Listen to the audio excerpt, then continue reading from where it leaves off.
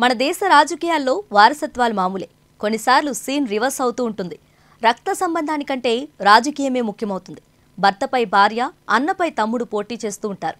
ఏపీలోనూ అలాంటి వింత పోరు కొనసాగుతుంది. ఓ కొడుకు తనకు జన్మనిచ్చిన తండ్రిపైనే కసితో పోటీ చేస్తున్నాడు. మా నాన్నను ఓడగొట్టండి, కన్న కొడుకుకే న్యాయం చేయని మనిషి ప్రజలకేం చేస్తాడు అని ప్రచారం చేస్తున్నాడు. అనకాపల్లి పార్లమెంట్ నియోజకవర్గం ఈ రసవత్తర పోటీకి వేదికైంది. ఉప ముఖ్యమంత్రి బూడి ముత్యాల నాయుడుపై ఆయన సొంత కొడుకు బూడి రవికుమార్ స్వతంత్ర అభ్యర్థిగా తలపడుతున్నాడు. మా నాన్నను ఓడించండి అంటూ సోషల్ మీడియాలోనూ సభల్లోనూ సాగుతున్న అతని ప్రచారం చూసి జనం నోరెళ్లబెడుతున్నారు.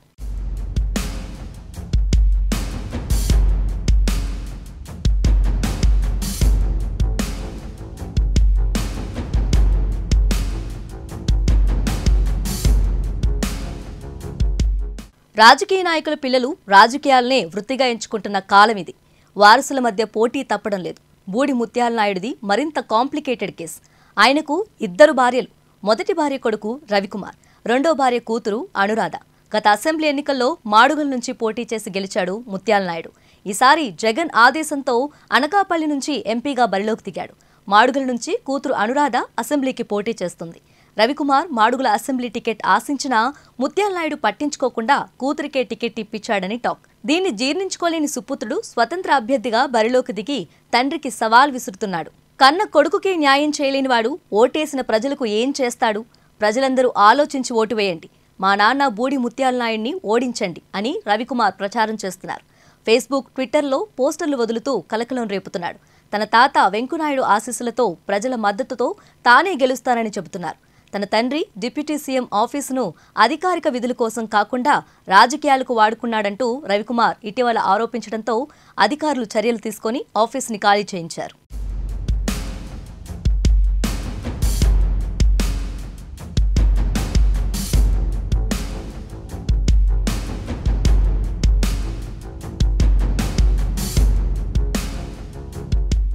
తండ్రిపై కొడుకు పోటీ వైసీపీకి ఇబ్బందిగా మారింది.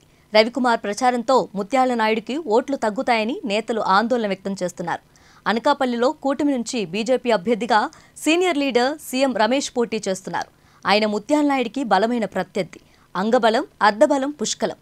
కొడుకు పోటీ చేయడం వల్ల ముత్యాల నాయుడు ప్రతిష్ట దెబ్బతింటుందని వైసీపీ నష్ట నివారణకు దిగింది. నాయుడికి వ్యతిరేకంగా ప్రచారం చేయొద్దని పార్టీ పెద్దలు కొడుకుతో మంతనాలు జరుపుతున్నట్టు తెలుస్తుంది. రవి పోటీ పెద్దగా ప్రభావం చూపకపోయినా అతని ప్రచారం నాయుడికి నైతికంగా దెబ్బ అని భావిస్తున్నారు. సీఎం రమేష్ పై బిగ్ వార్లో కొడుకు సైడ్ వార్ న్యూసెన్స్ గా మారిందని, అతన్ని దారికి తెచ్చుకొని ఈ 10 రోజులు నోరు మూయించమే తమ టాస్క్ అని వైసీపీ నేతలు అంటున్నారు.